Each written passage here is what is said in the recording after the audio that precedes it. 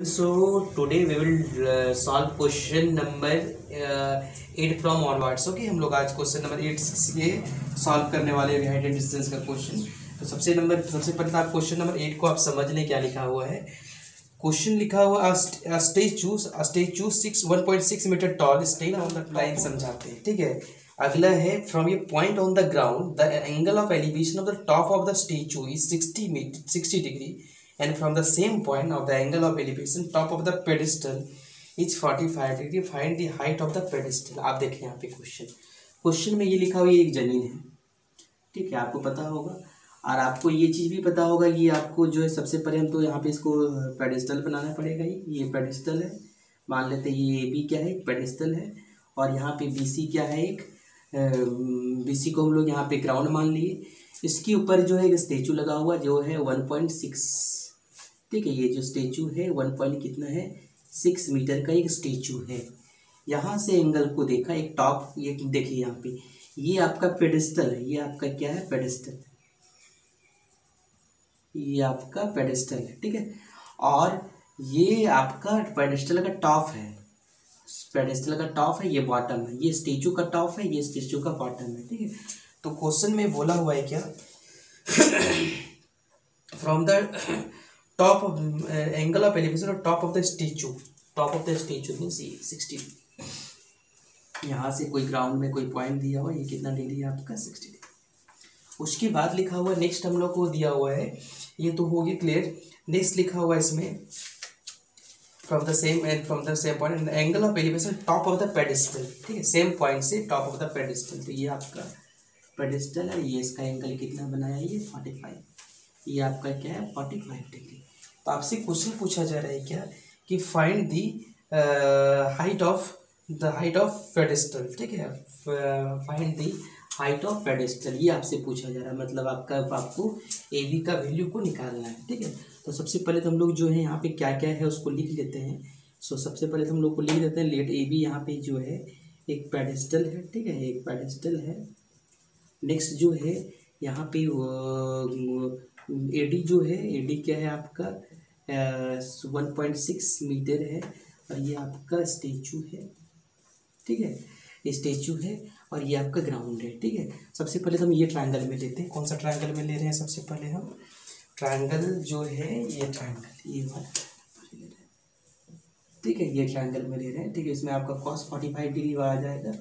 ठीक, ये वाले ट्रायंगल लेंगे। तो आपको देखें सबसे पहले कौन सा ट्रायंगल हम लोग लेंगे, in triangle right angle triangle A B C. तो इसमें क्या आ जाएगा आपका tan 45 इक्वल्स टू क्या आएगा, tan 45 डिग्री इक्वल्स टू क्या आ जाएगा आपका A B by B C. ठीक है, A B by B C. और आपको पता होगा tan 45 का 1 होता है, तो 1 इक्वल्स टू होगा आपका A B by B C. यहाँ से आपका ए बी और बी सी आपका इक्वल हो गया। ठीक है, यहाँ से ए बी इक्वल्स टू क्या आ गया आपका बी सी आ गया। अब नेक्स्ट देखेंगे हम लोग इन राइट एंगल ट्रायंगल। अब हम लोग नेक्स्ट में लिखेंगे in triangle B C D में। ठीक है, बी सी डी। अब यहाँ से हम लोग लेंगे क्या tan 60। तो जैसे tan 60 लेंगे तो यहाँ पे आपका क्या हो जाएगा बी डी हो जाएगा, और ये आपका क्या होगा बी सी होगा। और आपको पता होगा tan 60 का वैल्यू जो होगा वो क्या होता है √3 होगा। ठीक है, tan 60 का √3 होता है। और बी डी का वैल्यू आप देखें, बी डी का वैल्यू कितना है, बी डी का वैल्यू जो है वो क्या होगा ए बी प्लस 1.6। ठीक है, दोनों जुड़ जाएगा आपका ए बी प्लस 1.6। और यहाँ पे देखें बी सी ए बी का इक्वल, इसको ए बी में लिख देते हैं यहाँ पे। यहाँ से हम लोग इसको इसके साथ मल्टीप्लाई करेंगे तो यहाँ पे होगा √3 into A B equals to क्या होगा आपका ए बी प्लस 1.6। तो इसको इधर कर लें हम लोग, तो इधर करेंगे तो आपको पता होगा √3 minus A B equals to होगा आपका 1.6। ए बी आपको उसका एलसीएम कॉमन ले लें तो ये होगा आपका √3 minus 1 equals to 1.6। So A B equals to हो जाएगा आपका 1.6 डिवाइडेड बाई √3 माइनस 1। आप इसको रेशनलाइज कर लें आप √3 प्लस 1 से। तो जैसे आप रेशनलाइज करेंगे यहाँ पे तो आपका आ जाएगा क्या 1.6, और ये ब्रैकेट में आ जाएगा आपका √3 प्लस 1, और यहाँ पे ए प्लस बी इंटू ए माइनस बी, ए स्क्वायर माइनस बी स्क्वायर। तो √3 का स्क्वायर 3 और मैं 1 जाएगा 2, मतलब ये आपका हो जाएगा 1.6, और ये आपका ब्रैकेट में हो जाएगा √3 प्लस 1, यहाँ पे 2 से इसको जैसे ही कटाएंगे हो जाएगा 0.8, और ये आपका होगा √3 प्लस 1 मीटर। ये आपका किसका है हाइट है पेडिस्टल का। ठीक है, आप लिख दें hence height of pedestal, pedestal equals to ये आपका जो दिया निकाले हुए ये आपका हाइट ऑफ पेडिस्टल निकलेगा। ठीक है, तो इस तरह करके आप क्वेश्चन को बनाएंगे। नेक्स्ट क्वेश्चन हम लोग डिस्कस करते हैं। क्वेश्चन नंबर 9 में लिखा हुआ है क्या, the angle of elevation of the top of the building from the foot of the tower is 30 degree. ठीक है, from the foot of the tower is 30 degree. The angle of elevation top of the building, मतलब आप देखें यहाँ पे ये रहा building और ये रहा टावर। अब कौन बड़ा होगा ये आपका यहाँ पे क्लियर नहीं किया हुआ। ठीक है, तो आप किसी तरह भी ले लें यहाँ पे, अब जो भी हो देखते हैं इसका कौन बड़ा हो। यहाँ पे नहीं लिखा हुआ ऐसा कि कौन बड़ा है यहाँ पे, तो आपको ये जरूर तो यहाँ पे नेक्स्ट लिखा होगा the angle of elevation from top of the building from foot of the tower. The angle of elevation top of building ये है, फ्रॉम फुट ऑफ टावर ये है, तो ये आपका यहाँ से ये कितना डिग्री है, ये आपका जो है ये आपका दिया हुआ है 30 डिग्री। ठीक है, ये आपका 30 डिग्री दिया हुआ है।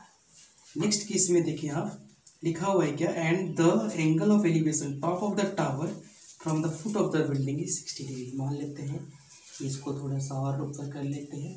ठीक है, और ऊपर कर लें यहाँ, तो यहाँ से इसका दिया है कितना, ये 60 डिग्री। ठीक है, ये 60 डिग्री दिया हुआ है।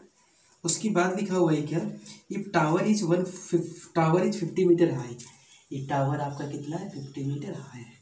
तो आपको निकालना है कि find the height of building, आपको बिल्डिंग की हाइट की निकालना है। तो बिल्डिंग तो आपका ए बी है, ये आपका बिल्डिंग है। सी डी क्या है आपका, सी डी टावर है। ठीक है, तो आप लिख दें यहाँ पे ए बी, यहाँ से क्या है इसको हम लिख लेते हैं ए बी, यहाँ पे लिख देते हैं इसको, ये आपका बिल्डिंग है। ठीक है, ये आपका बिल्डिंग है और ये आपका क्या है, टावर है। ठीक है, ये आपका टावर है, ये आपका फिगर का ये टावर हो गया। तो हम लोग लिख सकते हैं यहाँ पे इसको कि let A B equals to यहाँ पे क्या है, ए बी इक्वल्स टू जो है वो आपका let A B equals to होगा हाइट ऑफ बिल्डिंग। ठीक है, हाइट ऑफ बिल्डिंग ये है। और नेक्स्ट जो है सी डी जो है 50 मीटर है और ये है height of tower. Okay, height of tower. अब यहाँ पे समझे कौन सा ट्रायंगल लेंगे, पहले हम लोग ट्रायंगल लेते हैं in right angle triangle A C T. In right angle triangle क्या लेंगे, ए सी टी। तो यहाँ पे आपका 1060 इक्वल्स टू क्या होगा आपका सी टी बाई क्या होगा ए सी। तो आपको पता होगा 1060 का वैल्यू होगा √3 और सी टी का वैल्यू कितना है 50 है, और यहाँ आपका ए सी आ जाएगा। सो ए सी इक्वल्स टू कितना आ गया आपका 50/√3। इसको अभी एडिटिव छोड़ दें इसको, अब इसका काम आने वाला है इसके, इसीलिए फिर इन ट्रायंगल क्या होगा, इन राइट एंगल ट्रायंगल कौन सा लेंगे, ए बी सी। तो यहाँ से आपका हम लोग लेंगे 1030 इक्वल्स टू क्या होगा ए बी बाई ए सी, और 1030 का वैल्यू पता होगा आपको 1/√3 होता है, और ए बी का वैल्यू तो आपको निकालना ही है, और ए सी का वैल्यू दिया हुआ है कितना 50/√3। क्रॉस मल्टीप्लाई करें तो आप जैसे ही क्रॉस मल्टीप्लाई करेंगे तो ये आपका होगा 50/√3 इंटू 1/√3। तो ये आपका 50/3। इसका मतलब ए बी इक्वल्स टू हो गया कितना 16 इतना मीटर हो जाएगा। ठीक है, इसका मतलब जो है बिल्डिंग जो है छोटा है। ठीक है, और वैसे जनरली टावर ऊपर ही रहेगा, ज़्यादा ही ऊपर रहेगा टावर, इसलिए इसको थोड़ा सा आप ध्यान देंगे। तो मतलब को थोड़ा कॉमन सेंस भी अप्लाई करेंगे आप। The height of building, the height of building is कितना है 16 होल 2/3 मीटर। ये उसका हाइट हो गया आपका, उस बिल्डिंग का हाइट हो गया। तो आप यहाँ पे समझिए, सबसे पहले तो हम यहाँ पे एक ये है, सबसे पहले दो हम लोग यहाँ पे पोल ले लिए ए बी, और यहाँ पे ले लिए क्या सी डी। ठीक है, यहाँ पे कोई पॉइंट है, पॉइंट से यहाँ से लिया एक और एक यहाँ से। ठीक है, ये पी है, एक 60 डिग्री बन रहा है, एक आपका 30 डिग्री बन रहा है। ठीक है, यहाँ से जो दोनों डिस्टेंस इक्वल दिया हुआ है, ये टोटल आपका 80 मीटर दिया हुआ है। आपसे पूछा जा रहा है कि बताइए इसका बीपी और सीपी का क्या होगा डिस्टेंस, और ए बी और सी डी का क्या डिस्टेंस होगा, ठीक है। ये चीज़ आपको समझना है। जैसे लेट यहाँ पे दिया हुआ है, let A B equals to क्या है सी डी, ये क्या है 2 इक्वल फोल्स, लेंथ ऑफ या इसको हाइट ऑफ द फोल्स कहें, ठीक है, height of falls, height of falls. अब यहाँ पे देखें, अब यहाँ से आपका जो है बी सी इक्वल टू कितना दिया, बी सी आपका जो 80 मीटर लॉन्ग यानी इसका विड्थ है रोड का, ठीक है, ये आपका रोड है, तो विड्थ ऑफ रोड दिया हुआ है बी सी। अब यहाँ पे ये ट्रायंगल में पढ़ लेते हैं, ठीक है, इसको हम लोग एक्स ले लेते हैं। अगर बी पी को हम लोग एक्स लेंगे तो यहाँ पे सी पी इक्वल्स टू क्या होगा 80 माइनस एक्स होगा, 80 माइनस एक्स मीटर हो जाएगा। अब in right angle triangle A B P मिलेंगे क्या होगा 1060 इक्वल्स टू क्या हो जाएगा A B by B P.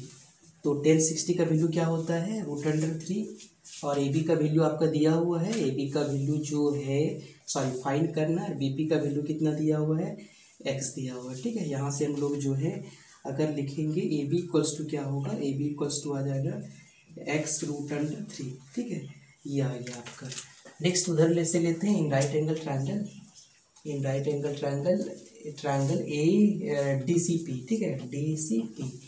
तो यहाँ से आपका जो 1030 इक्वल्स टू जो आएगा वो आपका टी सी बाई क्या आएगा सी पी आएगा। 1030 का होता है 1/√3 और डी सी का वैल्यू तो फाइंड करना है, डी सी का और sir D C A B का इक्वल है, जिसको हम लोग पुट कर देते हैं वैल्यू को, तो यहाँ पे x√3 हो जाएगा क्योंकि डी सी किसका इक्वल है ए बी का इक्वल है, ठीक है, ये चीज़ है।